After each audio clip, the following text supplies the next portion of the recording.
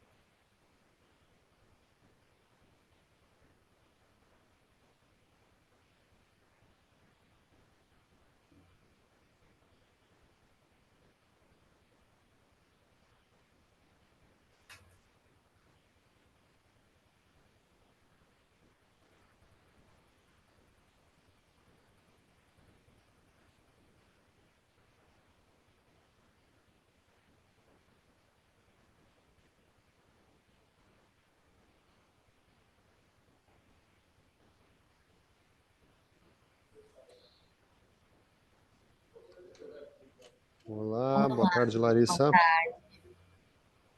Tudo bem? tudo certo.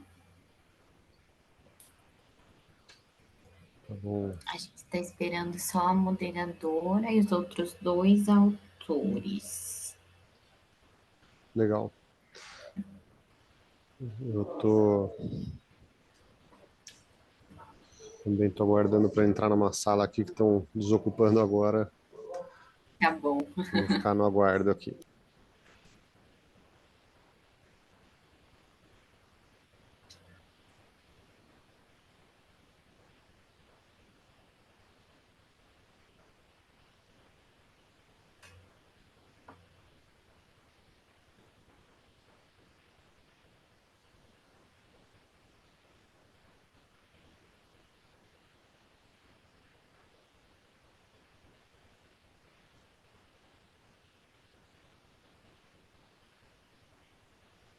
Oi, Isabelle. Oi, Larissa. Boa tarde. Boa tarde. Oi, William. Boa tarde. Oi, Larissa, boa tarde. Boa tarde. Boa Olá, boa tarde. tarde.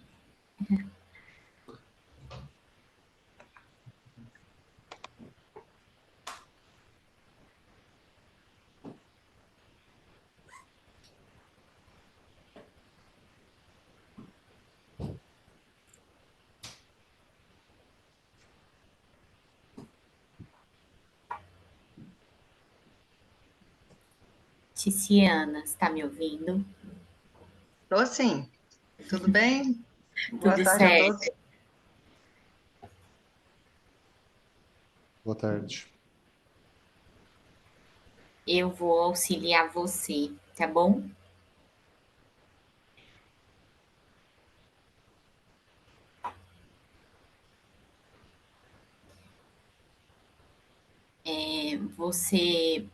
Você já participou você já foi moderadora de alguma sessão? Já ou no SEMEAD, hoje de manhã, ontem. Ah, então tá bom. A online, esse ano está sendo a primeira. Eu acho que eu participei até agora, foram presenciais. Ai, tá bom. Essa é a minha primeira presencial também. Eu acho que já estão todos os autores aqui.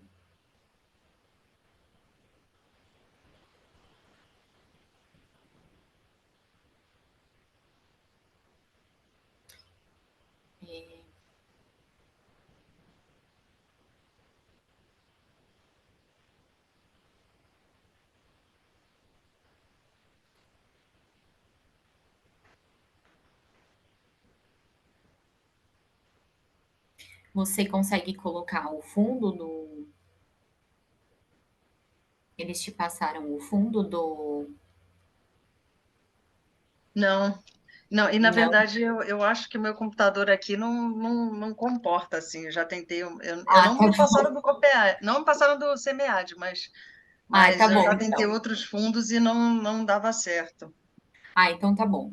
Acho que você pode fazer a abertura, então, e aí eu vou colocando os vídeos. Eu só vou repassar com você quais são as ordens, né? Eu não sei se você tem a lista dos trabalhos.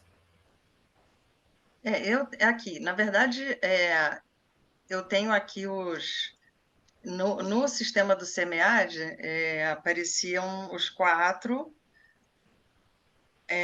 mas o artigo do Fernão estava só uma página lá, mas aí eu consegui acessar Você conseguiu porque acessar? como eu sou co-líder, eu consegui acessar o dele, mas o que estava lá só tinha uma página. Aí agora, quando eu estava entrando, não aparecia o dele, então, na verdade, eu não sei qual é a ordem. Porque o dele não apareceu eu falei, ué, só vão ser três, né? Na hora de O entrar, eu dele estava para mim também aguardando não ali. apareceu. No sistema não aparece o dele, só aparece o resumo, né? Mas, enfim, então, na verdade, eu não sei qual é a ordem. Como Tá, você decidir, para mim tá bom. tá bom. O primeiro, então, ficou da Denise, né? O modelagem de processos. Denise? Depois, isso. É a professora Denise, mas eu sou Da uma das Isabelle. autoras. Ah, Isso. Isabelle, tá. Mas ela é a Ah, orientadora. ok. Não, é porque eu tinha aqui como Isabelle. Tá, ok. Então, primeiro a Depois Isabelle, tá. Depois é, então, o do Fernão, né? Que é Do vidro, isso. tá. Depois nós temos a importância da maturidade organizacional, Do William, que é o do tá. William. E depois é o da Maria Cecília. Ok, beleza. Certo? Então, ok. Por vocês, tudo bem? Então, vamos dar Sim. início aí à sessão de artigos aplicados na área de operações. Boa tarde a todos, sejam bem-vindos ao SEMEAD. E aí, Larissa, como é que a gente vai fazer? Você vai mostrar o vídeo e depois a gente discute e aí passa para o outro, é isso, né? É Terminando você o quem vídeo. manda, é. Você quem manda. Tá, São, então, uns 8 minutos, né, do vídeo. tá. Tem alguns vídeos que eles têm uns minutinhos a mais. Eu posso deixar passar ou você quer que eu Não, tudo interrompa? bem, pode, pode, Tá bom, pode passar. Tá. E tá. aí depois a E gente é, discute. A sessão são tem 1h30, né? Então são isso. 4. Então vai dar mais ou menos uns 10 minutos de discussão, 10 minutos para cada um, né? Depois Você da prefere vídeo. discutir individualmente cada trabalho? Não, eu acho que a gente pode fazer assim: passa o vídeo, depois a gente tem uns 10 minutos de bate-papo, aí depois passa o outro vídeo, eu acho que fica melhor. Tá E aí bom, vai dar mais ou menos 20 minutos para cada um, enfim, eu acho que tá bom aí para. E aí depois as considerações finais. tá bom, tá bom então. São 8 minutos do vídeo, então, e aí eu dou mais 10 minutos, eu vou te avisando quando faltar uns 5 minutos e depois quando faltar 1 minuto, Ok, certo? certo.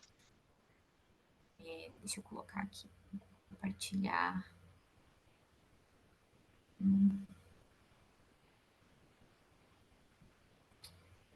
Primeiro é da modelagem.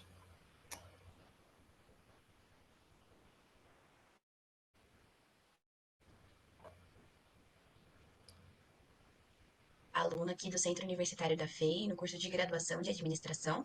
E hoje eu vou apresentar meu artigo científico denominado Modelagem de Processos de Negócio de uma Empresa do Setor Imobiliário por meio da notação BPMN. A minha orientadora foi a Denise Luciana e os demais componentes do grupo foram a Karen Moreno Rodrigues e o Gabriel Surita. O objetivo geral desse estudo é registrar e analisar os processos de negócio de uma empresa do ramo imobiliário por meio da notação BPMN, com a finalidade de entendê-los e aperfeiçoá-los no contexto dos objetivos estabelecidos pela própria organização, que eu vou comentar mais para frente. Por meio desse estudo prático sobre a aplicação da notação BPMN, a gente pretende contribuir com a literatura acerca da abordagem BPM, uma vez que existem poucos estudos a respeito do tema.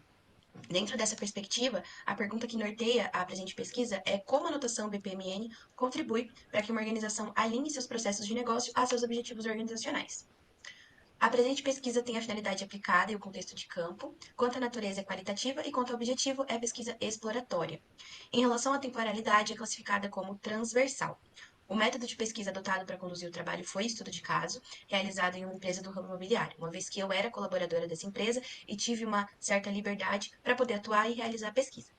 A empresa nacional de capital fechado, localizada na cidade aqui de São Paulo, está presente no mercado imobiliário há mais de 10 anos e conta atualmente com cerca de 80 colaboradores. Equipes na área financeira, contábil e de engenharia formam o quadro de competências da companhia.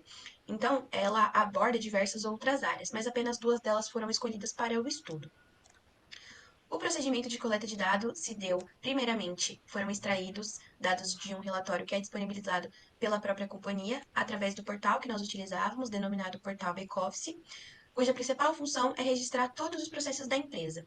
E foram entrevistados 2 colaboradores que atuam diretamente nos processos escolhidos, como analistas, nas áreas de planejamento financeiro e nas áreas de contabilidade. A empresa estudada estabelece como meta operacional que todos os serviços prestados a seus clientes não ultrapassem 25% do seu valor de venda. Ou seja, todos os custos envolvidos locomoção, custos de operação, não devem ultrapassar um quarto do valor que foi vendido. Entretanto, dois dos principais produtos que eram vendidos, o balancete contábil e o diagnóstico financeiro, estavam requerendo um longo tempo de execução. As entregas estavam sendo muitas vezes postergadas, gerando retrabalho, aumentando o custo, um desconforto com o cliente também era gerado. E aí, não ultrapassava, né, não chegava nem próximo da meta de 25% do valor de venda.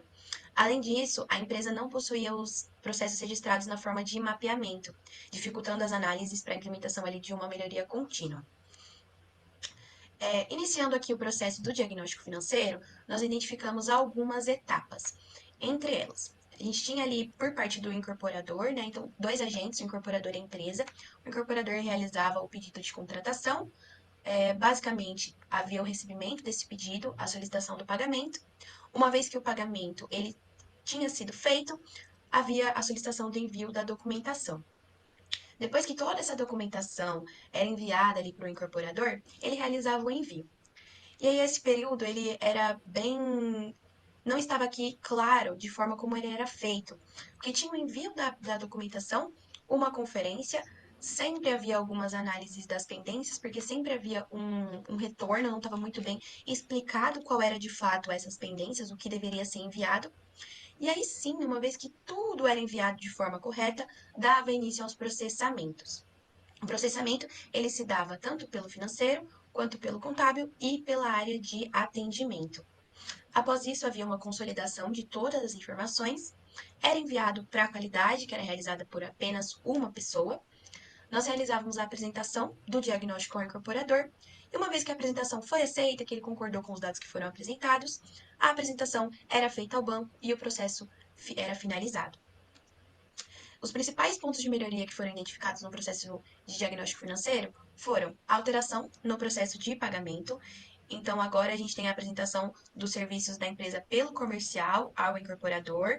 Então, isso acaba centralizando, né? O processo de fato inicia nesse momento, recebe o pedido da contratação e aí sim que é enviado ao incorporador. A qualidade de envio dos documentos pelo cliente, então nós criamos um documento que de fato descrevia quais eram os documentos que eram solicitados. A comunicação interna entre as áreas durante o processo, por muitas vezes era defasado, então isso acaba gerando um retrabalho também. Muitas vezes a área se comunicava com o cliente de forma desnecessária, poderia ter sido resolvido de forma interna, então nós reforçamos essa comunicação. E alterações solicitadas pelo cliente não programadas. Então, muitas das vezes, algumas solicitações de alteração eram solicitadas e a empresa tinha que acatá-las, né? Então, agora a gente tem o recebimento do resultado. Uma vez que o banco aprovou, aí sim que ele vai realizar o pagamento, porque aí já é uma confirmação que nenhuma alteração mais será feita. Indo para o processo de balancete contábil, ele era extremamente simplificado quando a gente extraiu do portal back-office. Então, a gente tinha ali, inicialmente, o fechamento de certificações financeiras, por parte da contabilidade, a integração dos lotes, o processamento desse balancete, a qualidade é realizada novamente por uma única pessoa e a apresentação. Então, diversos subprocessos e até processos mesmo estavam inseridos nesse processo, mas não estavam documentados e, portanto, sendo contabilizados. Os principais pontos de melhoria identificados foram: o atual processo registrado no relatório disponível no portal não abrange todas as etapas, ele estava muito simplificado, então durante as entrevistas foram verificadas diversas outras etapas e inseridas, acopladas a esse processo. Há um gargalo na validação dos balancetes finalizados. Como eu mencionei anteriormente, ele era centralizado em apenas uma pessoa. Então, foi sugerida a contratação de uma outra pessoa capaz ou preparo de um colaborador já existente na própria companhia para realizar essa validação. O uso de 3 softwares distintos para a integração dos lotes, então ele era feito de forma picada e muito demorada em 3 softwares distintos. Já foi verificado que a companhia está estudando a realização e a programação de apenas um, e o alto índice de retorno das solicitações por inconsistências. Então, com o processo proposto que estou apresentando sugerido, essas inconsistências elas não passariam, uma vez que a gente introduziu etapas que de fato fariam essa conferência. Ao fazer o uso da notação BPNN para registrar os processos, foi possível detalhá-los e fornecer uma visão mais técnica de como os processos ocorrem na prática, identificar os gargalos, as atividades que não agregam valor para o cliente final, aquelas mal posicionadas no fluxo do processo, como eu mencionei, o processo de pagamento, e até mesmo a necessidade de inclusão de novas atividades para melhorar o funcionamento do processo. Também com a descrição atual e real dos processos, ASIS, por meio da notação BPMN. A empresa passou a ser capaz de levantar corretamente os seus custos operacionais e analisá-los frente à meta que foi ali estipulada para que não ultrapasse 25% do seu valor de venda. A seguir, algumas das principais referências do trabalho, e eu agradeço imensamente a oportunidade de apresentar o meu trabalho na CMAD.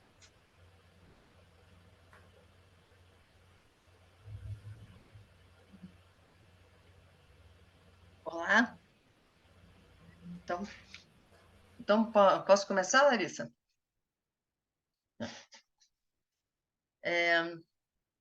Isabelle, Isabelle ou Isabeli? Como é que você prefere?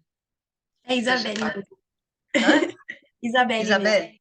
Isso. Isabelle, parabéns pelo trabalho. É bacana a gente ver uma aplicação aí de mapeamento de processos. É curioso como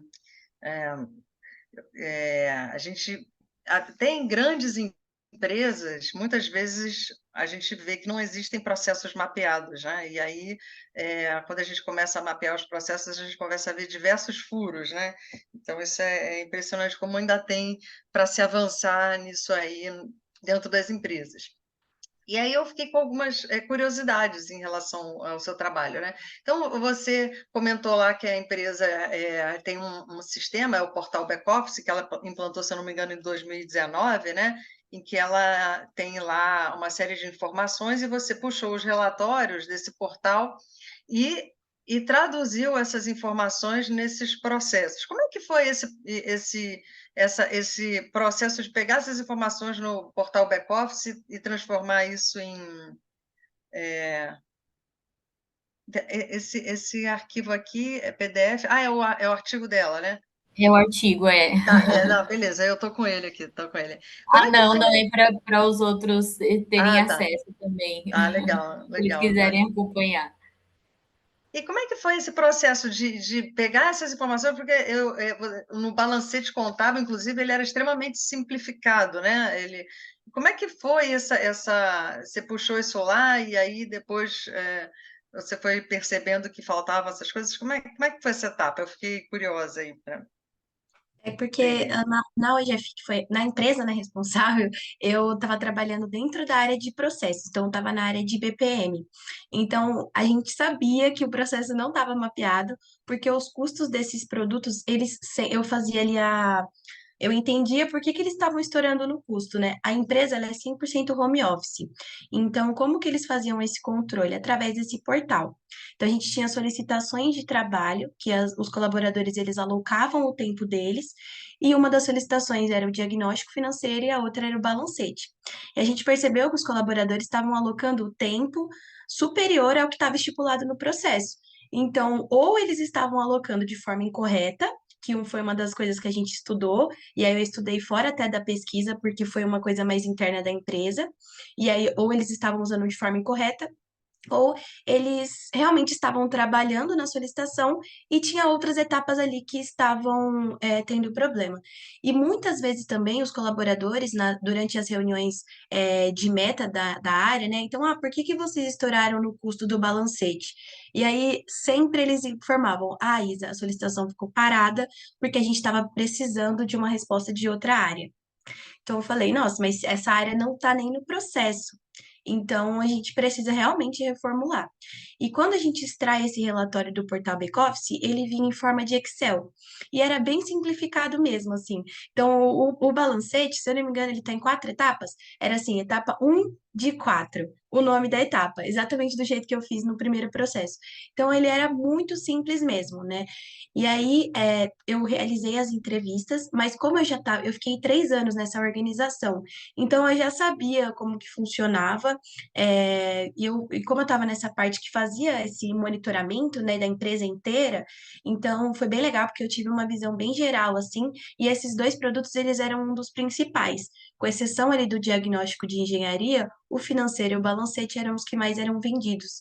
Então a gente sempre estava com a atenção muito voltada para eles.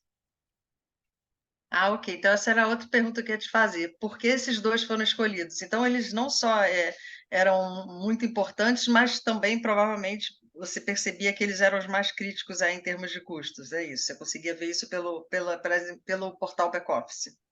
Isso, e eles eram um gargalo porque o diagnóstico de engenharia, ele era muito, a gente brincava que o pessoal de engenharia era bem mais regrado, assim, sabe? Então eles viam que o custo não ia dar, eles já entravam em contato com a gente, ó, Isa, precisa adicionar etapa, precisa, não tá certo, o cargo tá errado, não vai ser um estagiário, vai ser um coordenador, então o custo é maior. Então a gente fazia todo esse monitoramento. Mas o pessoal das outras áreas, eles não tinham tanta disciplina em relação a isso. Então, acabava que às vezes a gente encontrava lá no final do mês, quando eu ia fazer a DRE operacional, um furo no custo que não tinha sido repassado para o cliente. Então, por conta disso que eu foquei nessa área. A pesquisa ela foi realizada no último ano que eu estive na companhia. Então, eu já tinha tido 2 anos de experiência só vendo esses problemas que aconteciam, e aí depois eu realizei a pesquisa. Tá, e uma outra curiosidade também que eu fiquei é que você comenta que eles usavam 3 softwares diferentes, né? Que já é uma coisa, imagina, né? E agora a empresa está desenvolvendo o próprio. Ela já tinha identificado essa necessidade de simplificar essa questão do software, ou foi a partir do seu trabalho que eles começaram a pensar nessa solução? Então, na verdade, não, porque essa sugestão do software ela foi dada por um colaborador que era um analista durante as entrevistas. Então, a empresa, né, a gerência não teve essa noção de que realmente para o pessoal estava muito complicado, porque era um aplicativo para conciliar banco, era outro software para. Era bem quebrado assim, o processo.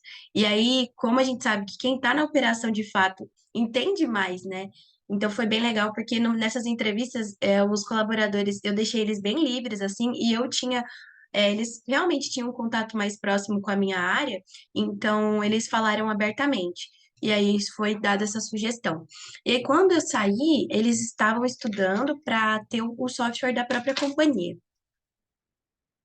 E você, de tudo isso que você mapeou, você chegou a acompanhar o que já foi implantado, o que já teve de resultado, se houve já alguma redução no custo desses 2 processos, se eles conseguiram atingir lá o teto, eh, que eles estavam se propondo? Então, infelizmente eu não consegui acompanhar porque eu saí da companhia, né, no finalzinho do ano, e bem quando eu terminei o estudo, eu entreguei. Esse estudo ele entrou no meu plano de ação para me tornar analista na empresa, mas antes de eu me tornar analista, eu acabei optando por sair para ir para uma consultoria de processos, né? Então foi o que na época foi mais vantajoso. Infelizmente não pude acompanhar.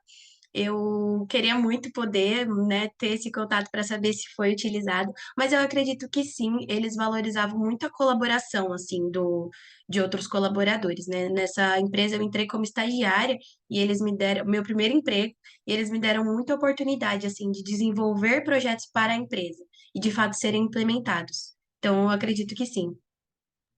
Ah, legal. Quem sabe, de repente, você consegue fazer uma entrevista lá e descobrir, né, o que já foi feito, né, para Sim. complementar. E me conta, assim, a última pergunta, para eu não estourar o tempo, que a Larissa já está puxando aqui minha orelha. Qual foi o maior desafio do desenvolvimento desse projeto e elaboração desse artigo para você? Olha, eu acho que é conciliar o que a gente vê na teoria, que a gente sabe que é o certo, com a prática, que muitas vezes o pessoal, eu faço do meu jeito e já tá dando certo assim. Então, conseguir conciliar. Eu acho que a área de processos, pelo menos é o que eu estou tendo aqui de experiência, é muito de conseguir mostrar para o pessoal que não é perda de tempo parar para refletir no processo, porque isso vai ser um ganho futuro. Então, conseguir convencer, as pessoas na entrevista elas foram muito solistas, mas conseguir convencer que eu precisava de um tempo para falar com elas foi um pouquinho difícil, ainda mais que eu falei com um cargo um pouco alto, né, lá dentro da organização. Então, eles não tinham tempo. Foi uma época ali que eu realizei as entrevistas, se eu não me engano, foi mais para o final do ano, então é bem corrido, né, final de ano. E aí, esse convencimento acabou me tomando um pouquinho de tempo. Mas, no demais, assim, a Denise foi uma ótima orientadora, então foi mais tranquilo. Legal. Não, tá ótimo. Parabéns pelo trabalho. Assim, ó, eu acho que a única sugestão que eu daria era ver se você conseguia descobrir alguns resultados, né, para você complementar, porque a gente fica ali lendo e fica, ai, e aí, que resultou? Qual vai ser, né? Eu acho que se você conseguisse, talvez uma ou duas entrevistas lá e para levantar, eu sei que eles não querem abrir os custos, né? Mas pelo menos o que foi implantado, o que já perceberam de melhoria, de repente de redução no retrabalho, ou redução no tempo, é, ou, enfim, talvez seja alguma coisa aí que você poderia complementar para deixar o seu trabalho aí mais completo. Mas parabéns, tá bem bacana. Obrigada. Fechou. Vamos pro próximo. Agora é o do Fernão. Compartilhar.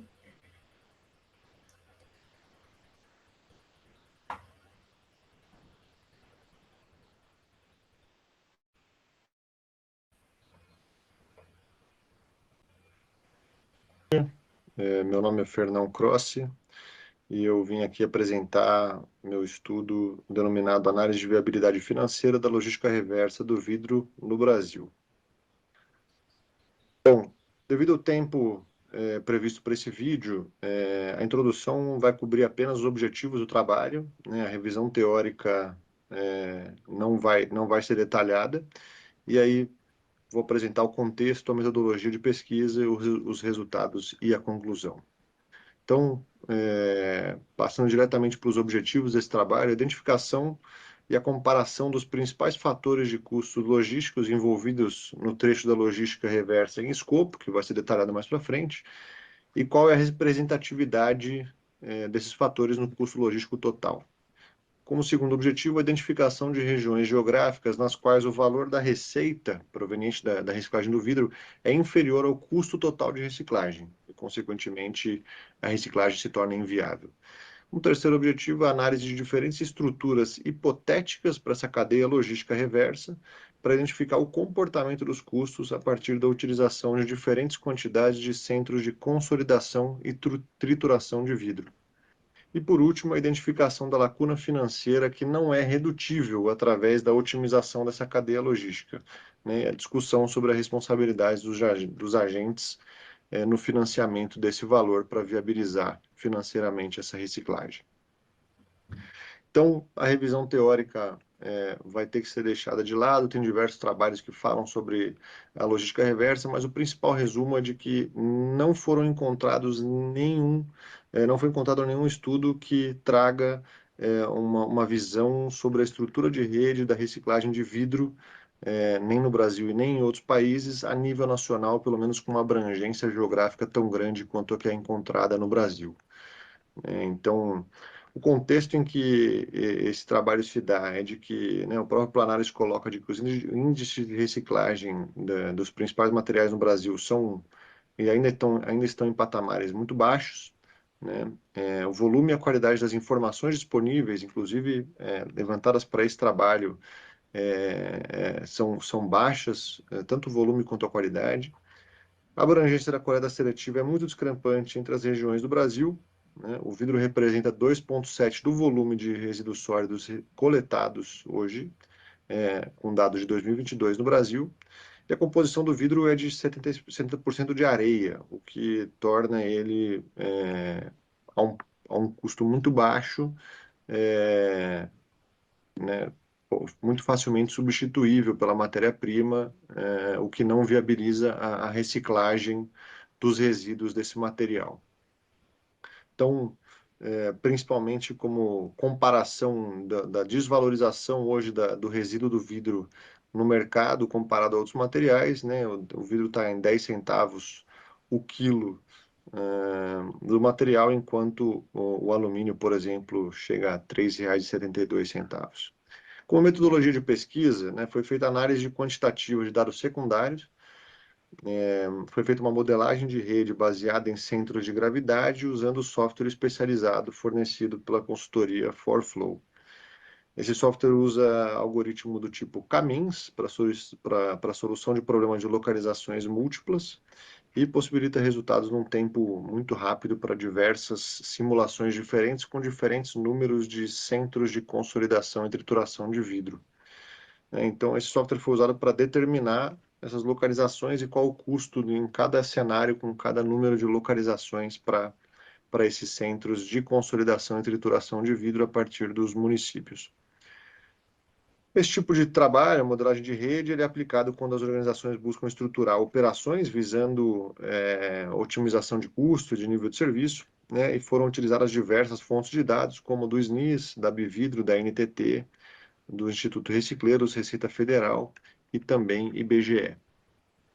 O trecho da cadeia logística em escopo é desde o município onde esse resíduo é gerado, todos, né, dos municípios a nível nacional, diversos cenários foram criados com diversos números diferentes de municípios, então diversas combinações de municípios, e essa cadeia, o trecho considerado em escopo, vai até a recicladora, passando por centros de consolidação e trituração de hubs, até as recicladoras. Então, tanto o volume considerado, né, diversos cenários foram criados onde um diferente volume de resíduos de vidro foi considerado, para também considerar cenários futuros, como, por exemplo, a meta de reciclagem do Planares para 2030, assim como o número de municípios também e números de centros de consolidação e trituração de vidro.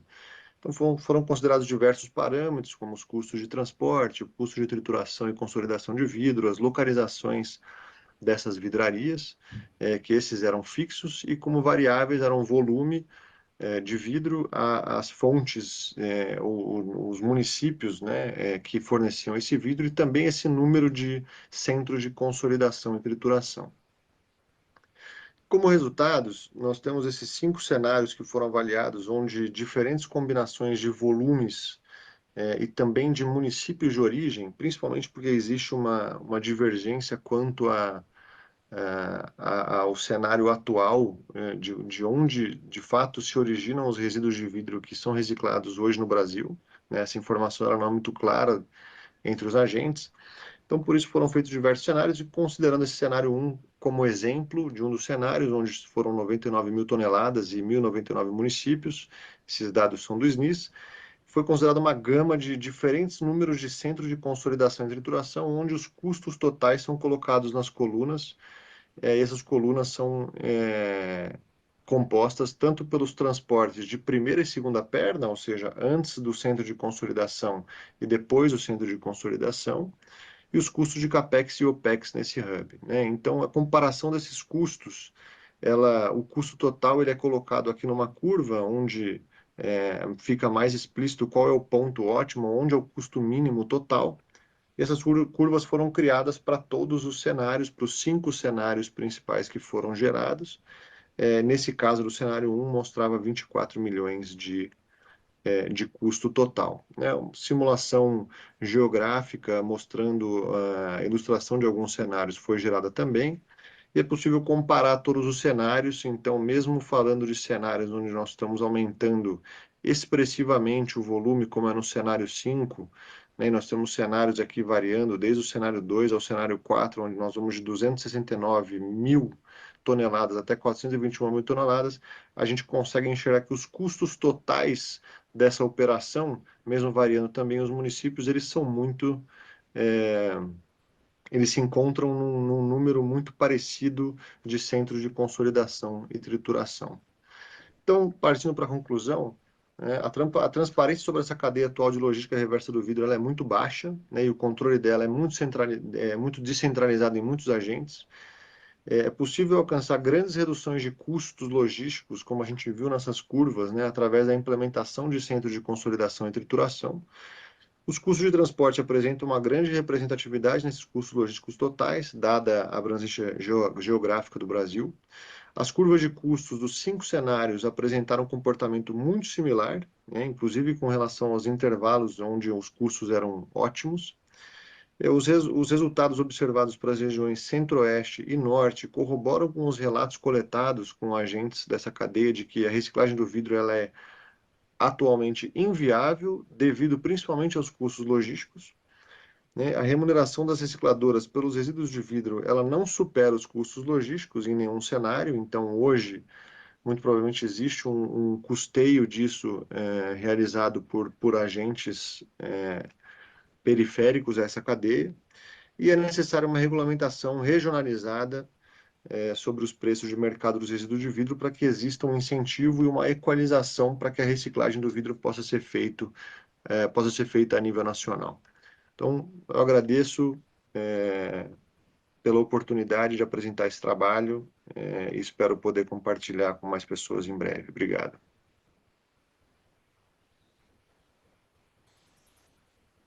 Ok, então vamos lá. Fernão, me fala, esse trabalho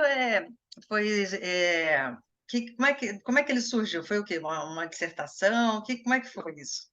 O que você está É, fazendo? boa tarde. Ele foi o tema da minha dissertação do mestrado pela FGV-AESP. Então, eu trabalho com logística há quase 15 anos e, enfim, eu trabalho numa consultoria, então é muito delicado eu usar dados de clientes para fazer um trabalho, então eu preferi não mexer nesse vespeiro e eu quis partir também para um tema que estivesse relacionado à sustentabilidade. Acho que a logística reversa, ela é um tema tem muito a ser explorado no Brasil ainda, por isso que eu escolhi esse tema, mas eu não tenho uma conexão anterior a esse trabalho, então eu escolhi esse tema e falando com muitos agentes, antes de escolher o porquê do vidro, o porquê do Brasil, se a abrangência é nacional ou não, aí eu falei com vários agentes, desde cooperativas e acho que mais de 20 pessoas diferentes do mercado de logística reversa, e entendi que o vidro era o mais carente de estudo. Ah, legal. É que eu acabei nem falando, né? Eu sou professora na FEA, na Faculdade de Administração, na área de Economia das Organizações, e eu faço pesquisa na Poli, na Engenharia de Produção, em economia circular. Então, eu adorei o seu trabalho, porque a verdade é que a gente vê que é uma questão econômica, né? Realmente, tecnicamente, o vidro e o alumínio, eles são muito fáceis de serem reciclados, né? É muito mais fácil do que o plástico e o papel, até, né? O vidro e o alumínio são. Mas o problema, enquanto que o alumínio economicamente é super viável, o vidro é inviável, né? Então, a gente sabe de programas, né, que estão tentando botar essa cadeia de peça de logística reversa, mas é muito difícil. Então, eu achei muito interessante o seu trabalho e eu achei também porque você conseguiu mostrar bem esse trade-off, né? Que você tem se você se colocar mais hubs, né? Você consegue diminuir o custo do transporte, mas por outro lado aumenta o custo fixo, o custo da implementação do hub, né? Então você tem ali você buscou ali um ponto ideal entre quantidade de hubs e distância, né? Porque enfim, é tudo muito caro, né? E eu entendi lá que você usou as recicladoras atuais como um parâmetro fixo, né? Mas me conta uma coisa, e aí, bom, o centro-oeste e o norte ficam inviáveis. Você chegou você pensa, tem ideia ou vontade de repente, analisar se algumas recicladoras de vidros fossem implantadas, de repente, ou na região centro-oeste ou na norte, se isso aí poderia viabilizar, né? Porque o problema é isso, o vidro ele chega no Brasil inteiro, mas ele não volta, né? Então, esse é um problema para quem faz pesquisa na área de economia circular, incomoda profundamente, né? Como é que eles entregam no Brasil inteiro, mas isso não volta, né? Claro, né? Tem essa questão econômica. Então, você tem você pensa assim em fazer esse tipo de análise para poder, de repente, olha, aqui seria interessante botar uma recicladora de vidro, aqui não. Como é que você tem vontade de continuar essa pesquisa? Legal. É um tema que eu gostei muito e foi muito difícil de afunilar, inclusive. Na verdade, eu comecei, acho que como quase todos os trabalhos de pesquisa, eu comecei querendo abraçar e chegar num resultado muito mais amplo. E também do ponto de vista dessa cadeia logística, eu não queria ter mantido as recicladoras como pontos fixos, né? Então, até aproveitando aqui que nesse meio tempo a Cris acabou de entrar aqui, que é uma coautora comigo, ela era co-orientadora do minha dissertação, então ela também tem bastante bagagem nisso. A gente discutiu muito de que, primeiro que se eu tivesse tido mais facilidade de conseguir dados, e principalmente as recicladoras, elas são muito fechadas a abrir dados, porque daí são empresas privadas, o governo não tem atuação ali, e a boa parte dos dados da outra cadeia, os municípios têm que fornecer esses dados, e aí eu consegui algumas outras organizações, mas o que acontece depois que esse vidro é reciclado na recicladora era muito nebuloso. E primeiro que eu tive uma restrição de tempo, senão, sim, era uma coisa natural. Eu acho que era a coisa que eu mais queria fazer antes de só definir onde colocar centro de consolidação, de fato, será que não vale a pena deslocar? Né? Porque em 8 minutos é muito difícil de descrever tudo que eu tinha no trabalho, mas assim, a localização das recicladoras está toda no Sudeste. Então não é à toa que o Centro-Oeste e o Norte sofrem para trazer esse vidro para cá. Então, porra, por que não levar a recicladora mais para lá? E aí existe uma outra questão que é a outra ponta da cadeia da recicladora, que é para onde ela entrega, porque a população do Brasil está concentrada na região Sudeste também. Então, para a recicladora, e aí não é só um papel da recicladora, porque a recicladora é a vidraria, quem faz, vamos falar, a garrafa, quem faz a embalagem, depois tem a envasadora. Mas as envasadoras querem ficar perto dos clientes dela. A Coca-Cola, né, boa parte disso é bebida, então a Ambev, a Heineken, então a localização das recicladoras ela está muito puxada pela localização das envasadoras, que está muito puxada pela localização da população, pela concentração populacional. Mas, sim, eu acho que faria muito sentido, porém, de novo, isso precisa, para que isso faça sentido economicamente para as recicladoras, a princípio, me parece, e aí eu não tive como provar, porque daí eu tive que fixar elas por um problema de tempo para pesquisa, mas isso provavelmente teria que ser, de alguma forma, incentivado pelo governo para que elas, enfim, para que isso fosse viável, dado que a outra ponta da cadeia delas ia acabar custando mais caro, elas iam ter que deslocar mais o vidro pronto para ir até a envasadora ou para ir até o consumidor final. Então, mas principalmente foi tempo o motivo de eu não entrar nesse tema que eu queria muito. Legal. A gente vê, né, lá na pesquisa que a regulamentação, né, ela deu uma movimentada, ela fez com que as empresas começassem a se preocupar com isso, né? Mas isso tem acontecido muito. Então, você fala ali na remuneração das recicladoras, como fazer isso, né? Isso tem sido feito muito pelas associações. E aí eu acho que, eu não sei se você já ouviu falar na ABRAB, que é a Associação Uhum. Brasileira de Bebidas, eles têm um programa chamado Glass is Good. Não sei se Sim. você conhece. Eu fiquei pensando que eles têm um desafio mega, né? Que é tentar fazer essa logística reversa. Foi implementado lá pela Diageo, se eu não me engano, mas a Abrab depois ela acabou assumindo, né? Uhum. E eu não sei, fiquei pensando que talvez eles, não sei se você chegou a conversar com eles, mas acho que talvez trocar uma figurinha com eles, eu acho que eles se interessariam muito pelo seu estudo e, enfim, o que poderia de repente ser, porque eu sei que eles têm esse desafio, eles tentam remunerar as cooperativas para conseguir o vidro, mas é muito baixo o valor do vidro, é muito trabalhoso, tem a questão da segurança, né, de você lidar com o vidro que quebra, e a questão da limpeza do vidro, enfim, Então, assim, eu sei que eles estão tentando colocar isso, fomentar essa logística reversa, mas é bastante desafiador, né? Uhum. E é interessante, acho que no mundo realmente não tem nenhuma grande operação de vidro. Acaba que o vidro, enfim, apesar de tecnicamente ser super viável, né, ele acaba sendo pouquíssimo reaproveitado, né? Então, eu acho que a minha sugestão aí, de repente, se você contactar lá a Brab e ver o que daria para fazer, se você, de repente, poderia ajudá-los com o seu estudo, ver se eles já têm alguma, sei lá, trocar uma figurinha aí com eles aí. Não sei se vocês já chegaram a fazer isso. Eu soube que eles têm alguns estudos em paralelo, eles não quiseram abrir esses estudos, eram estudos são como as empresas de bebida que financiam esse estudo, elas não querem divulgar esses resultados, o que é uma pena, elas não querem, enfim, não quiseram, eu tentei, e aí eu também não queria me levar, por mais que seja uma maior representatividade seja de bebida, eu queria olhar para o vidro e não só para as garrafas de bebida. E sim, ela seria uma representatividade grande, mas por isso que a porta foi mais aberta pela Abvidro do que pela Abrab, por isso que eu acabei seguindo para a Abvidro, mas sem dúvida, talvez agora que o trabalho está pronto, enfim, pode ser uma oportunidade também discutir com eles futuros aprofundamentos. Mas agradeço pela sugestão. Provavelmente porque como os resultados não são muito bons, né? Talvez por isso que eles não estejam querendo abrir muito, né?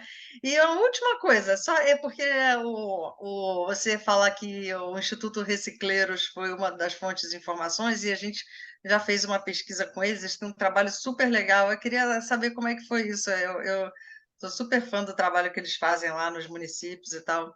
E a última Sim. pergunta. Legal. Quem, inclusive, conseguiu me colocar em contato com recicleiros foi a própria Cris, que está aqui na...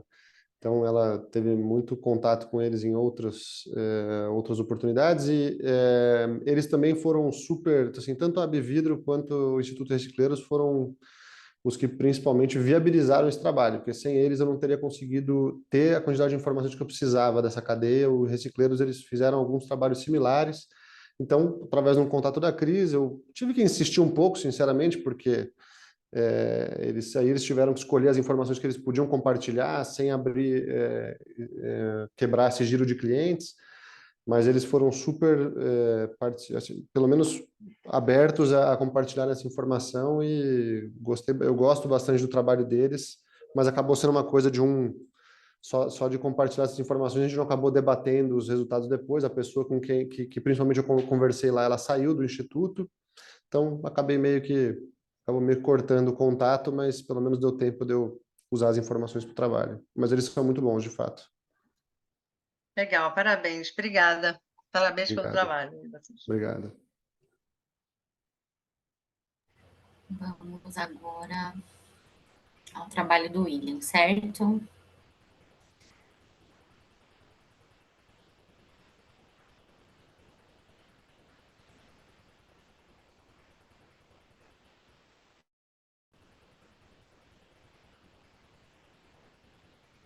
Olá pessoal, aqui quem fala é o William Bocater, graduado em Engenharia de Produção pela Universidade Presbiteriana Mackenzie, e hoje eu venho aqui apresentar o trabalho de conclusão de curso feito em parceria com a orientadora e a professora Veridiana, os colegas Ricardo e Lucas. Esse foi um trabalho da nossa conclusão de curso que posteriormente virou artigo, e o tema do nosso estudo é a importância da maturidade organizacional no desempenho de projetos.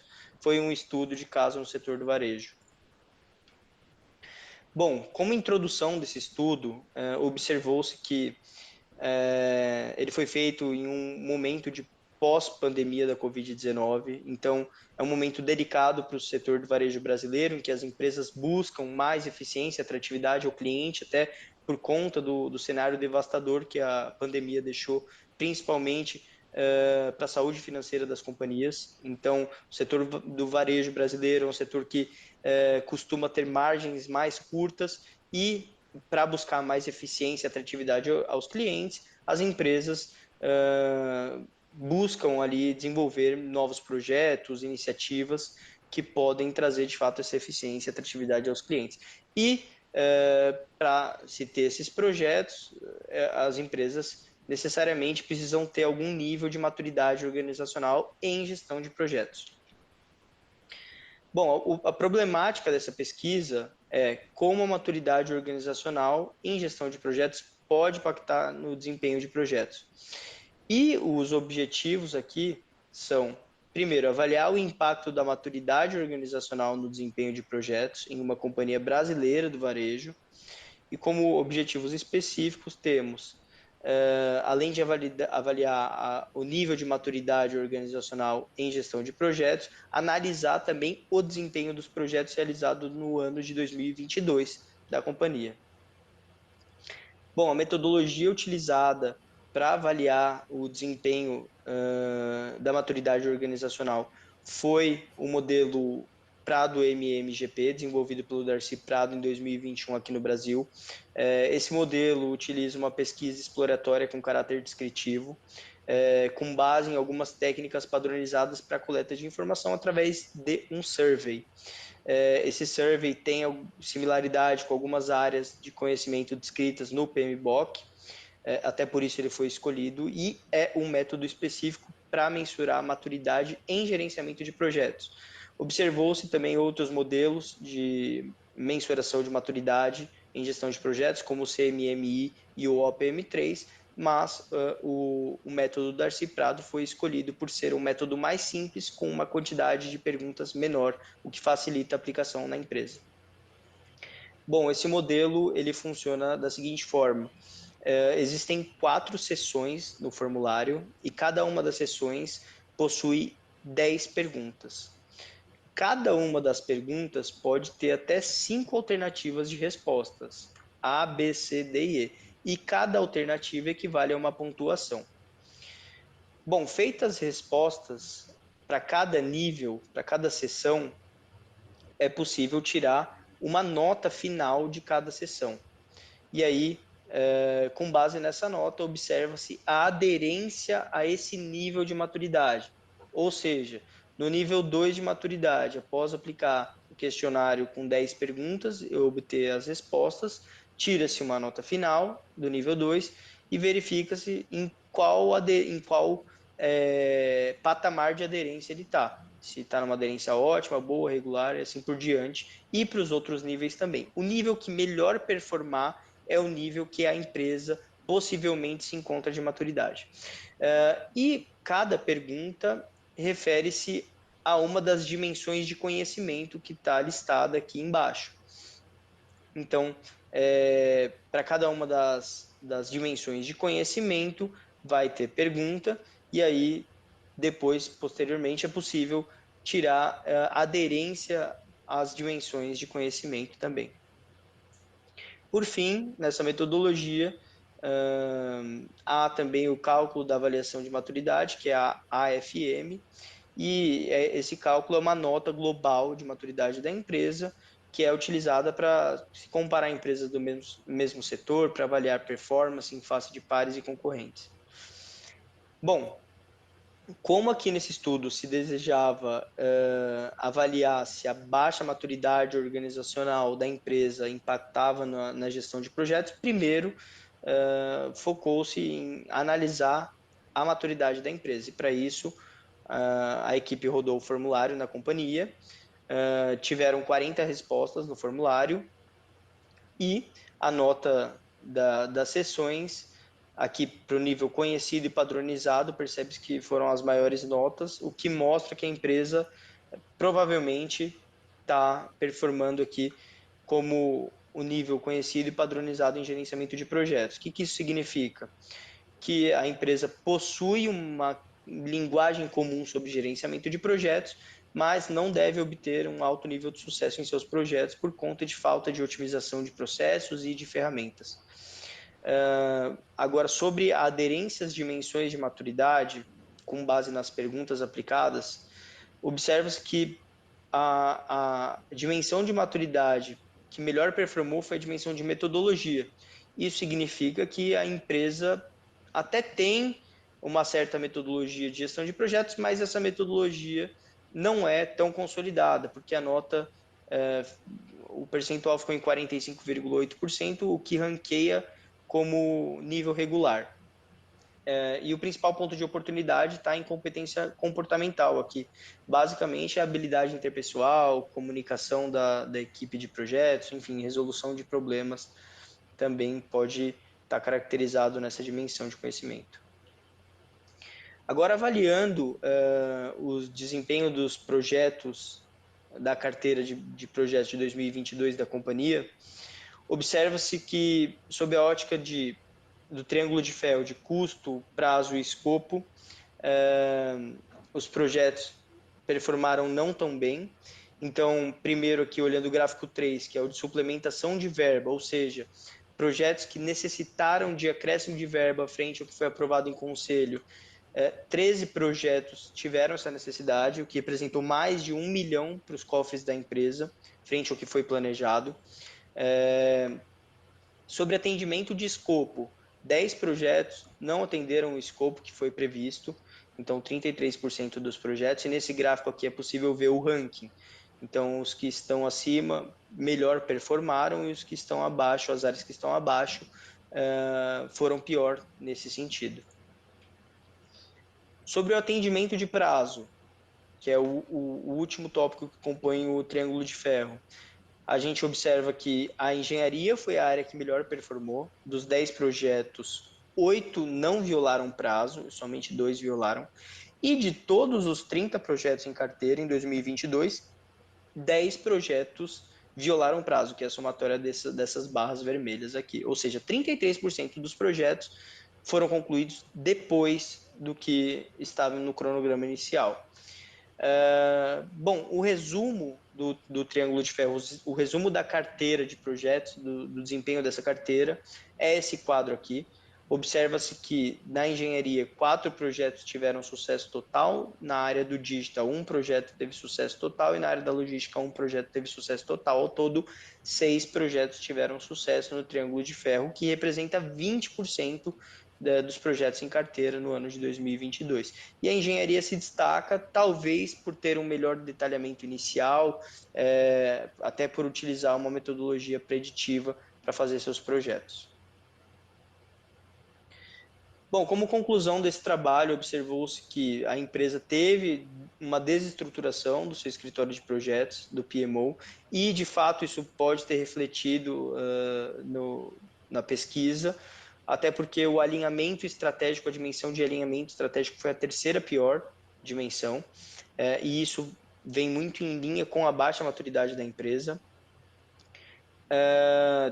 Teve-se uma maior afinidade com os níveis conhecido e padronizado, como eu mencionei nos slides anteriores, e isso representa uma existência de iniciativas isoladas de planejamento e controle de projetos, que vem em linha com o trabalho que o PMO fez antes de ser desestruturado, mas por ele ter sido desestruturado, talvez não teve a continuidade e aí os projetos podem ter se perdido.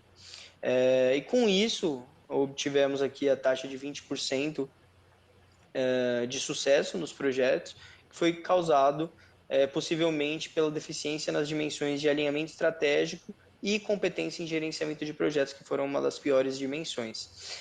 A avaliação final da empresa ficou em 2,58, que é em linha com a média nacional do varejo, de 2,56, mas muito aquém de empresas que possuem um alto desempenho, que costumam estar ali em 4,18, com base na pesquisa do Darcy Prado. Então, com isso, a conclusão é que, de fato, a empresa possuía uma baixa maturidade em gestão de projetos e os seus projetos não têm uma alta taxa de sucesso. Isso pode estar correlacionado com a baixa maturidade da companhia. Bom, por fim, deixo aqui as referências bibliográficas para consultas posteriores.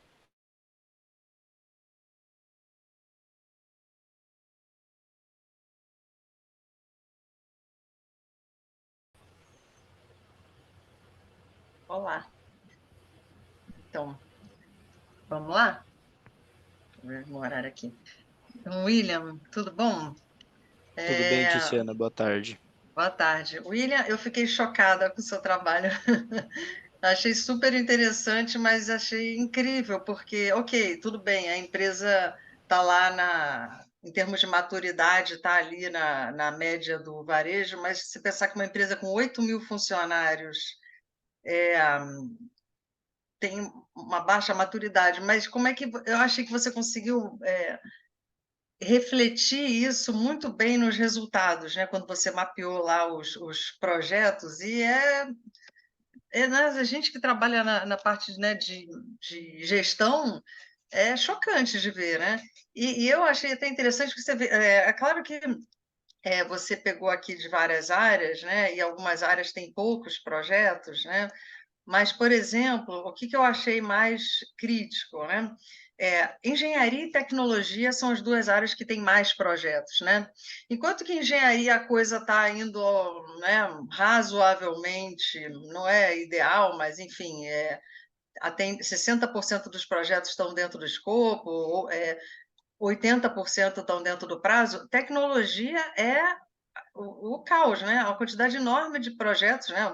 Muitos projetos aqui, quase tantos quanto engenharia, sendo que só 38% dentro do escopo e 7 de 8 fora do prazo e com uma suplementação, né? com 50% com verba suplementada. Então, assim, essa empresa tem um problema sério. Se pensar que tecnologia, né, ela tem um problema sério. Acho que se fosse para focar numa área, eu acho que, né, ela deveria fazer um trabalho forte aí na área de tecnologia, né? O que você acha? Me conta aí o que você o que você percebeu, como é que foi? Não, total, Tiziana. Assim, esse é um estudo que, bom, eu trabalho com gerenciamento de projetos quase que a minha carreira inteira. Já passei por empresa, eu vi o amigo aqui, Fernão, apresentando o estudo de logística e particularmente eu adorei o estudo porque eu trabalhei com logística também, uma empresa grande aí. Enfim, eu passei por diversos setores dentro do gerenciamento de projetos e esse é um estudo que eu sempre quis fazer. Então eu vi como viabilizador aí a conclusão da graduação, da engenharia de produção, e eu apliquei na empresa que eu estava, trabalhava nessa empresa brasileira aí de varejo, a qual eu não posso abrir o nome aqui, mas o feeling que a gente tinha é de que a gente fazia a gestão do portfólio, era um PMO de farol ali, fazia gestão de todos os projetos da empresa, mas reportando o resultado e auxiliando com metodologia, e a sensação que a gente tinha é que, cara, tá um caos isso daqui, toda hora pedem verba suplementada, toda hora o pessoal justifica não atendimento do que estava proposto no cronograma. E aí, então, esse estudo ele vem muito em linha de consolidar, sintetizar os dados por área, porque o que eu quis fazer aqui era dar um diagnóstico, a minha ideia inicial, como o Fernão falou, quando a gente começa a fazer o trabalho, a gente quer abraçar o mundo, né? Então, eu queria já propor um modelo de portfólio para que isso não acontecesse. Não foi possível aquele estudo, porque aí sim, talvez seria uma pegada mais de mestrado. Então, esse estudo a gente limitou no diagnóstico, e aí, para isso, ô, Tiziana, fez todo sentido a gente quebrar por área para entender onde que o calo pega. Então, percebam que ali no vídeo, talvez fique até, por causa do tempo, um pouco confuso de explicar a metodologia do Darcy Prado, mas a gente consegue ver como a empresa está em nível de maturidade, se ela tem uma gestão de projetos conhecida, se ela tem uma gestão de projetos otimizadas, e com base nas perguntas a gente consegue ver qual que é a dimensão que está faltando. Pô, é informatização que falta para esses caras performarem bem? É metodologia de projetos? É alinhamento estratégico? E aí a gente percebe, obviamente a pesquisa ela foi feita de forma anônima, se ela não fosse de forma anônima, seria muito melhor, porque aí a gente conseguiria cruzar. Pô, a área de tecnologia tem uma taxa de insucesso em controle de orçamento de 50%. E, em paralelo, o pessoal da tecnologia respondeu que eles carecem de metodologia. O pessoal da tecnologia carece de metodologia. Então, você começa a cruzar para ver o que pode fazer. Mas como é uma pesquisa anônima, não dá para fazer esse tipo de match. Bom, enfim, respondendo a sua pergunta, com o estudo a gente conseguiu, de fato, sintetizar o que a área já tinha de feeling, que estava esse caos, e aí foi feito todo esse diagnóstico. No final do estudo, metade para o final, o PMO foi desestruturado, então até movi para a área do financeiro depois ali, mas sim, a área de tecnologia era uma dos principais ofensores em nível de gestão de projetos ali. Eu até fiquei pensando, né? Como seria legal se você pudesse cruzar isso que você falou, né? Os gestores por áreas, mas aí também provavelmente ninguém ia responder, né? A sua Exato. pergunta. E de forma anônima, assim, eu vi que você fez uma pergunta para a Isabelle, eu já estava até pensando, pô, qual que foi o maior desafio de cara? Foi conseguir fazer que as pessoas respondessem o questionário. É muito difícil rodar um tipo de questionário de maturidade que tem 40 perguntas, né? E olha que é um dos mais enxutos. Mas enfim, deu certo, a gente conseguiu tirar aí um resultado. Não, 20, até pensou, um 20, não é ok, mas... E você chegou a empresa chegou a fazer alguma coisa em relação a isso? Você sabe se alguma iniciativa foi tomada para tentar? Porque, assim, eu acho um diagnóstico poderosíssimo, né? Você tem ali uma coisa que, nossa, a empresa. Se eu tivesse ali como gestora dessa empresa, eu ficaria profundamente preocupada, né, de fazer alguma coisa ali em relação a isso. Isso é quase um diagnóstico de consultoria interna, né? Eu vejo que, assim, depois de muito tempo ter trabalhado com gestão de projetos, a gente percebe que a área acaba virando uma consultoria interna da empresa. E foi muito nesse sentido que a gente fez esse estudo. A empresa, eu poderia te dar a resposta que sim, a empresa desestruturou o PMO, viu o resultado e acabou com o PMO, falou, não, Deus me livre. Mas não foi por causa disso. A gente, como eu dei no contexto, no começo da explicação, passava-se por um dos piores anos do varejo, que foi bem aquela época que a gente teve a crise de crédito causada por causa da Americanas. Não trabalhei na Americanas, não era Americanas, senão eu não estaria falando aqui, mas era uma concorrente e bem nesse momento a gente estava finalizando o estudo e a diretriz que veio putz, o estudo é muito legal, cara, parabéns, a gente tem problemas mesmo nisso, já sabemos, mas o ano é de eficiência e não tem como a gente dedicar esforço e capacity para isso. Então, inclusive, a gente está desestruturando o PMO aqui para reduzir custo e esse ano vai ser o ano de segurar os pratos, não de olhar projeto. Então, acaba que esse cenário que a gente passou, ele impossibilita de se olhar para coisa de horizonte um pouco mais para frente. E as empresas olham para o ano de eficiência, mas quando passar essa crise inteira, aí talvez a empresa perca um pouquinho de atratividade, né? Não, até dá assim, porque, ok, a gente entende que tem essas dificuldades temporárias e tal, e a empresa tem que talvez focar no básico, mas esse tipo de. Eu acho que se ela colocasse na conta os ganhos que ela poderia ter, é, melhorando aí essa questão dos projetos, né, e aumentando o nível de maturidade, né? Ok, não é um ganho de curto prazo, mas no médio e longo prazo isso faz muita diferença, né? Ainda mais que considerando que o varejo em geral tem esse baixo nível de maturidade, então seria um diferencial aí bem interessante, né? Mas enfim, vamos torcer aí para que você não está mais trabalhando nessa empresa?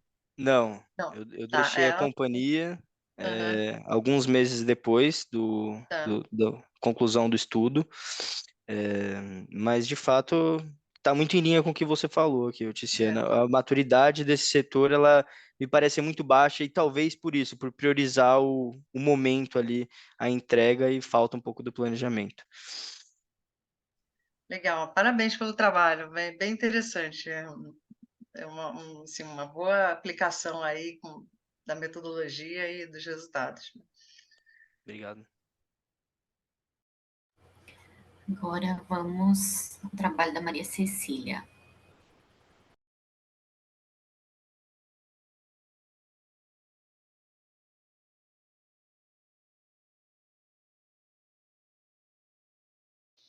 Olá, pessoal, boa tarde. Eu me chamo Maria Cecília, eu sou aluna do 8º período do curso de Administração da UFMG e vou apresentar de forma bem breve o artigo que escrevi em conjunto com a minha professora e orientadora Leidiana de Souza e José Leão e Silva, da Universidade Federal de Pernambuco.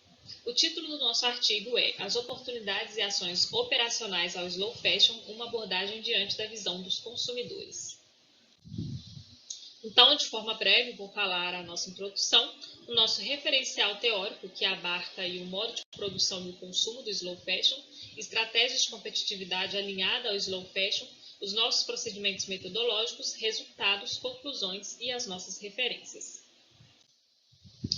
Bom, a indústria da moda, de modo geral, ela se desenvolveu de forma muito rápida ao longo das décadas e se de um lado nós temos um impacto positivo na economia de inúmeros países, como o Brasil, por exemplo, esse rápido crescimento ele também trouxe impactos negativos no que diz respeito à poluição do meio ambiente e também em relação às condições de trabalho empregadas em muitas fábricas de confecção de roupas. Então, se nós temos uma indústria que está em um crescimento constante, né, e que possui inúmeros aspectos positivos, sobretudo no que diz respeito ao seu impacto positivo na economia dos países, a gente precisa, né, dar ainda mais atenção a ela, dado que nós temos também alinhado aí a esse rápido crescimento e expansão dessa indústria, aspectos muito negativos que afetam de forma direta aí o meio ambiente e também aspectos humanos e sociais, quando a gente olha aí para questões de condições de trabalho de muitos trabalhadores dessa indústria. Com base nisso, conforme estudos foram sendo realizados em relação a esses impactos negativos no meio ambiente, bem como denúncias, né, da forma totalmente desumana de trabalho ganharam a mídia, alguns movimentos e modelos de produção também ganharam aos poucos espaço para discussão no mercado da moda, em faculdades de moda, em outros cursos também de produção, que hoje priorizam muito o ensino de práticas sustentáveis na área.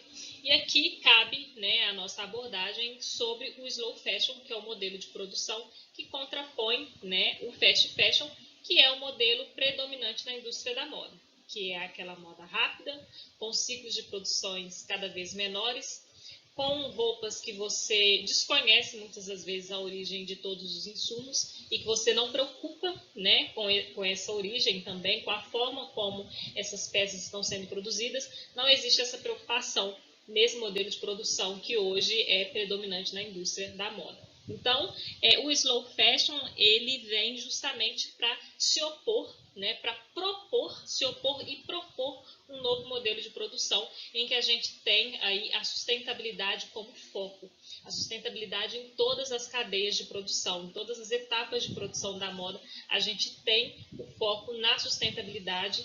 Então, a preocupação, né, na redução de descarte de resíduos têxteis, de descarte de peças já finalizadas, né, na redução da poluição, né, que essa produção ela causa ao meio ambiente, e também a atenção ao aspecto humano e ao aspecto social, ao buscar garantir uma boa qualidade de trabalho àquelas pessoas que se dedicam a essa indústria.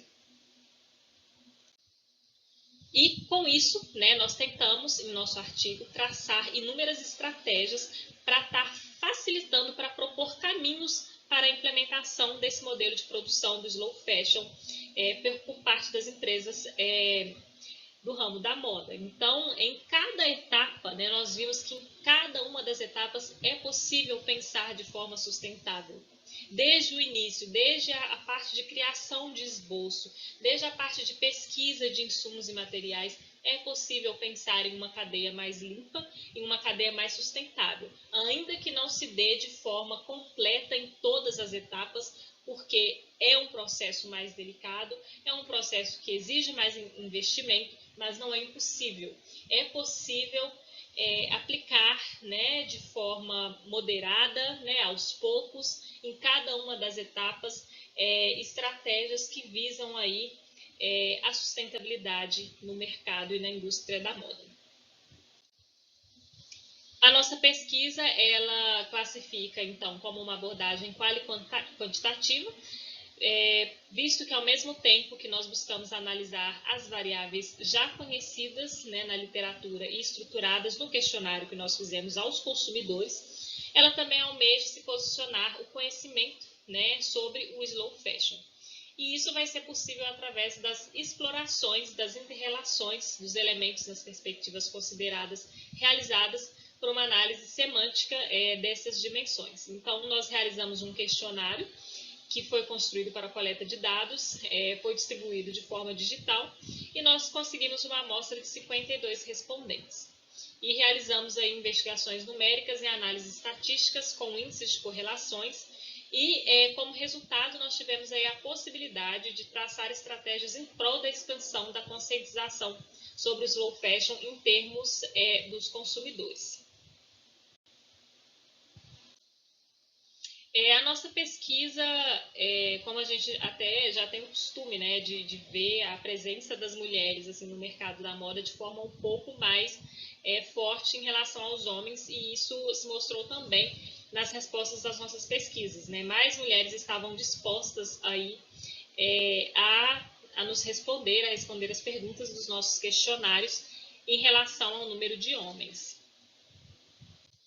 E foram feitas várias perguntas, né, em relação à motivação, né, da compra de novas roupas por parte dessas pessoas, qual a quantidade que a pessoa julga necessário, né, de roupas para o seu dia a dia, a frequência com que as pessoas elas têm o costume de comprar roupas e vários outros aspectos aí que foram abordados, tentando buscar entender a visão do consumidor, né, visto que a gente já abordou, já pesquisou anteriormente sobre a questão das marcas, sobre a questão da dificuldade de implementação do slow fashion, onde a gente propôs estratégias aí para essa implementação, mas a gente precisa entender também que parte, né, do fato de que essa moda sustentável não é tão consumida, a gente precisa entender o porquê por parte dos consumidores.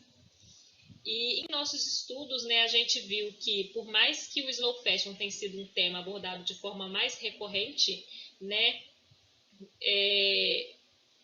ele não é ainda empregado, né? Os consumidores, eles ainda veem o preço das peças como um fator decisivo, né? Como um fator final de compra. Então, por mais que eles entendam aí a questão da importância mesmo da moda mais sustentável, é preciso ainda trabalhar mais na mente desses consumidores, é preciso pensar, né, ainda mais, onde a gente propôs estratégias também, para que essa moda, né, ela possa ter um preço também competitivo, né, para que o fator de preço não seja algo que, de certa forma, exclua a possibilidade de se adquirir uma peça que seja mais sustentável. Então, a gente notou essa questão, que embora os consumidores eles entendam a importância do tema, eles ainda assim preferem, no final, a questão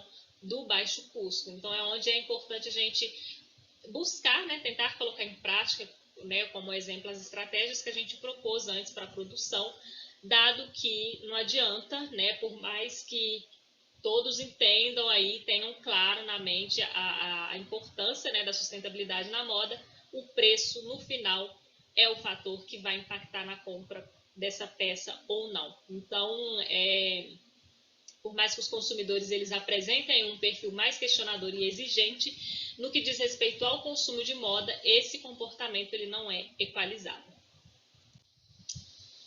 Essas referências. É isso, pessoal. Obrigada a todos pela atenção.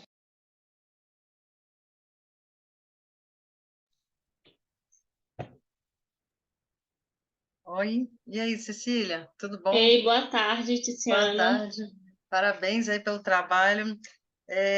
Olha, eu vou dizer, o Fernão já pegou um assunto difícil que é vidro. Você, então, pegou um grande pepino, né? Porque a parte de moda, se tem uma cadeia difícil, né? Realmente ela é problemática, né? Porque você tem toda a parte na produção, né? Desde o tingimento, toda a parte ambiental da produção das roupas, a questão do tingimento dos tecidos, não reciclagem, né? O que você consegue, às vezes, é fazer algum reaproveitamento, né? E também tem todos os problemas sociais da cadeia, né? De trabalho análogo à escravidão, enfim, todo esse problema da cadeia da moda que nossa, é um mundo aí para estudar. Me conta, como é que você escolheu isso? Como é que você se envolveu? O que você está desenvolvendo mais de pesquisas nessa cadeia?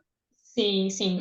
Bom, a minha motivação, na verdade, veio já há alguns anos atrás, porque eu sou formada em design de moda, e foi o curso de design de moda que fez com que eu quisesse fazer, né, administração. Agora eu já estou quase formando, mas foi por causa do curso de design de moda. E dentro desse curso, da experiência que eu pude ter na área, em estágios, trabalhando também em fábricas de confecção, e também com contato mesmo com outras pessoas da área, eu percebia que dentro desse ramo, antes mesmo de toda a questão ambiental e tudo de sustentabilidade, do slow fashion que eu trago hoje para o trabalho que eu estou desenvolvendo, eu percebia muito problema de gestão. Então, assim, muitas empresas, elas fechavam em menos de 5 anos, acabavam de abrir e fechavam por muitas questões relacionadas à dificuldade de gestão. E nessa minha graduação ainda de moda, quando eu fui estudar sobre as empresas que atuam, né, que tentam entrar já no mercado, trabalhando mais com afinco com a sustentabilidade, né, na cadeia produtiva, para essas empresas era um cenário um pouco mais complicado ainda para elas conseguirem, digamos que, sobreviver nesse mercado. E aí foi assim, já até um tempo já que eu venho pesquisando sobre isso, e a motivação veio por causa do meu curso anterior.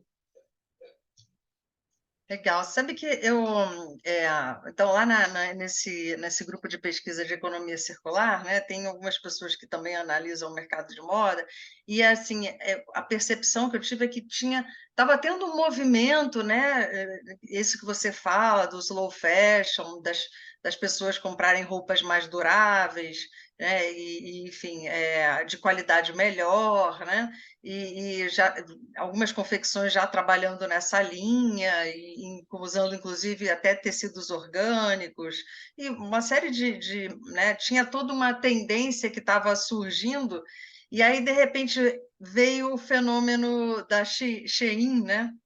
E aí é isso que, caramba, virou de cabeça para Sim. baixo, né? E aquela roupa baratíssima e, enfim, deixou todo mundo. Como é que você viu isso aí, essa questão aí?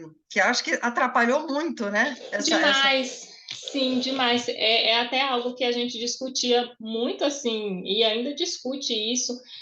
As pessoas da área mesmo da moda, muitas pessoas próximas até que tinham vontade de fazer, de ter uma marca própria, de ter uma coisa mais autoral, esse movimento, né, desse preço tão baixo, igual a gente vê Shein, da Shopee, essas marcas estrangeiras que conseguem vender um produto com preço tão baixo, isso não tem como competir. Infelizmente, é igual a gente pôde. Essa pesquisa, nesse artigo, ainda estava com uma coleta bem pequena, mas a gente continuou, né? A gente conseguiu coletar mais dados para um trabalho posterior que a gente vai desenvolver e se manteve da mesma forma. Assim, a questão do preço, no final, é o que vai ser o fator decisivo. Então, a pessoa ela pode entender, ela pode, não, é muito importante sim, tentar construir uma moda mais sustentável, compreende todos, né, os danos que essa cadeia produtiva ela pode causar ao meio ambiente, mas no final ela vai olhar o preço e tá tudo certo, entendeu? Então, assim, isso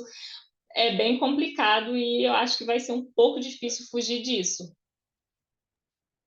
Esse trade-off aí entre preço e sustentabilidade, né? Porque assim, todo mundo quer uma moda sustentável, mas entre o preço e a sustentabilidade, o preço acaba sendo mais importante, né? Muitas vezes, né? Exato. E o que você recomenda, assim, quais seriam as suas recomendações, tendo em vista isso tudo que você está vendo? Eu li o seu trabalho e fiquei pensando o que poderia ser feito aí para tentar viabilizar o slow fashion ou fazer com que assim, aliar o preço, fazer uma cadeia sustentável com preço muito baixo, eu acho que é um desafio muito grande, né? Então, o que fazer para mudar um pouco essa cultura do consumidor? Porque são externalidades negativas que essa indústria gera, né? O que poderia ser feito aí? O que você acha?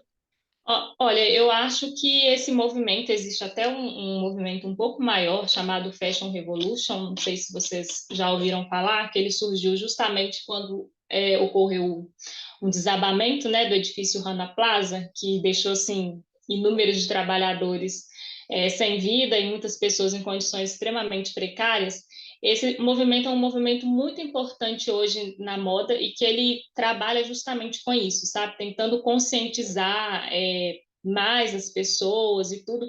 E é um movimento que, a passos largos, ele, de certa forma, está fazendo algum efeito, né? Eu digo assim, por exemplo, quando a gente olha para marcas de departamento, Renner, C&A, Marisa, essas marcas, né, elas já buscam, claro que elas não vão tentar implementar em toda a cadeia dela de produção, mas elas buscam de uma forma ou de outra já tentar aplicar a sustentabilidade do jeito que elas podem, do jeito que elas acham mais viável, mas elas já tentam trabalhar com isso e tentam também mostrar isso no próprio marketing delas. Eu acho que isso é uma iniciativa legal quando a gente vê que é uma iniciativa que está surgindo dessas empresas maiores, sabe? E empresas também que muitas das vezes conseguem vender um produto com preço competitivo, quando a gente olha para essas marcas de departamento. Eu acho que isso é um ponto positivo. E, igual você falou, é muito difícil você tentar equalizar, você pensar em uma produção toda sustentável e vender uma peça por um preço que a gente compra aí, essas peças da China e de outros países. Isso realmente é bem complicado, né? A gente vê o preço que eles vendem, às vezes não paga o tecido que é feita a roupa, é uma conta que não fecha, mas tentar pensar em processos mesmo para melhorar esses processos, para evitar gastos desnecessários, podem ajudar a reduzir esse valor que essas empresas acabam pagando, né? Questão mesmo de gestão. Eu acho que é um caminho que pode ser trabalhado, que pode ser, né, visto com mais atenção. E como é que você está aí planejando, que você falou que está desenvolvendo novas pesquisas, como é que vocês estão desenvolvendo aí? Sim, agora a gente pretende chegar mesmo nessas marcas que já trabalham com moda sustentável, principalmente aqui em Belo Horizonte. São poucas empresas, mas a gente quer chegar até elas e tentar entender um pouco mais de perto como que é o processo de produção delas, né? Ver mais de perto. Tem algumas marcas que tentam trabalhar com a cadeia inteiramente, assim, toda sustentável, então a gente quer chegar um pouco mais, né, próximo para poder compreender esses processos e pensar em algo mesmo mais a um nível operacional para tentar otimizar essas produções, pensar em reduzir custos para, como eu falei, eu acho que é um caminho, né, você pensar na questão da gestão, na questão da operação para reduzir os custos dessas empresas e fazer com que elas possam fornecer um produto com um preço um pouco mais competitivo e mais atraente para o consumidor. Quem está com um projeto muito legal nesse sentido é a Flávia Aranha, não sei se você conhece. Ah, Flávia A Aranha, mo- já ouvi falar, já ouvi É, falar. ela tá inclusive, a Larissa está me puxando a orelha aqui, mas ela está inclusive montando hubs focados em ajudar outras marcas nesse setor de moda a entrar para a sustentabilidade. Então tem toda uma parte e também de mexer na cadeia de fornecimento, na cadeia toda desde o produtor, né? E, enfim, acho que é um caso interessante. Depois você dá uma pesquisada. Sim, vou pesquisar, obrigada. A Flávia Aranha é um caso bem interessante. Ela está expandindo. A ideia ela está querendo realmente ajudar outras marcas. Ela fez isso na marca dela e agora ela está fazendo projetos para ajudar outras marcas a mexer em toda a cadeia e também a se capacitarem aí para essa questão da sustentabilidade. Ai, que legal, eu vou olhar sim, vou pesquisar sobre. Legal. Gente, bom, e aí vocês, comentários, querem uns comentar sobre os trabalhos dos outros? Enfim, a professora Cristina quer colaborar? Vamos, a gente tem aqui uns 5 minutinhos, não tem? De repente, se alguém quiser fazer algum comentário, alguma pergunta, né, Larissa? Eu acho que a gente tem uns 5 minutinhos. Bom, eu queria parabenizar, né, as apresentações que eu pude ver. Infelizmente não consegui ver da Isabelle, mas do William, da Maria Cecília, parabéns. Do Fernão, eu já conhecia o trabalho, né, participei, então infelizmente não consegui chegar a tempo, mas eu acho que estão de parabéns. No caso do estudo da Maria Cecília, né, fiquei refletindo aqui, não atuo nessa área aí de fashion, da cadeia, né, de vestuário e têxtil, mas já acompanho um pouco, e assim, uma coisa que eu fiquei pensando é a questão reputacional, né, o comentário que a Tiziana fez, o caminho estava indo bem, né, a gente tinha C&A, a Richards, algumas marcas assim puxando forte essa tendência, e isso acabou né, ficando um pouco mais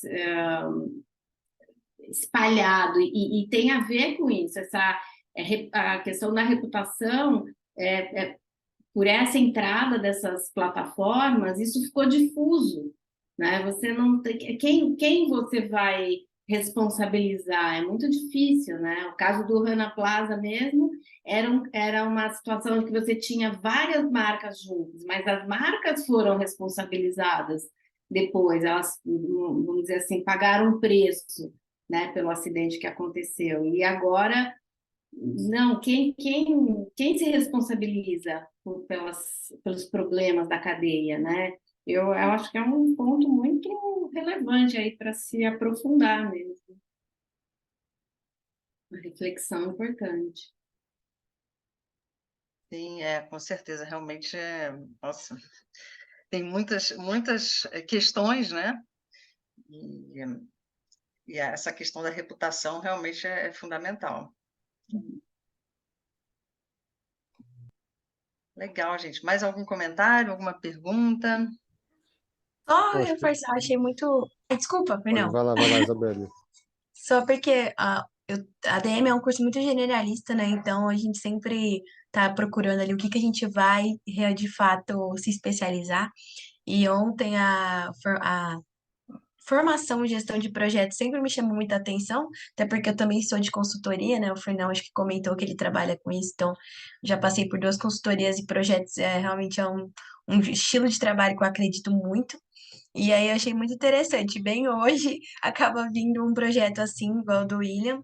Então reforçou bem a importância, né, dessa gestão de projetos, como que falta, como que é realmente importante nas empresas.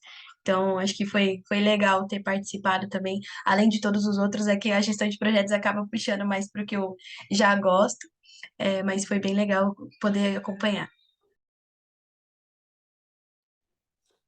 Meu comentário era nessa mesma linha, justamente também falando que na prática, como eu trabalho muito com projetos, estou há 5 anos nessa consultoria, é impressionante a quantidade de replanejamentos que têm sido necessários. E na área de tecnologia, sem dúvida, até achei que o número ali estava pouco discrepante, assim, das outras áreas. Tecnologia é onde eles têm tido o maior número de problemas, com budget e com tempo, sem dúvida. Aí depende da complexidade. Está falando de um ERP, é bem diferente de um sistema um pouco complexo, mas sem dúvida ilustrou bem o que eu vejo no dia a dia também.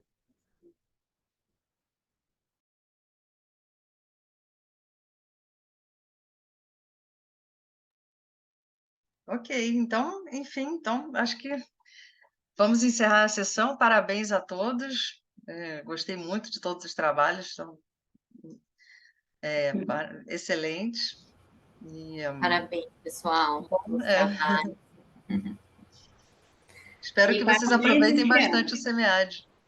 Parabéns pela condução aí da sessão, viu? Foi muito, muito legal sua participação aí, sua condução. Muito boa. Obrigada.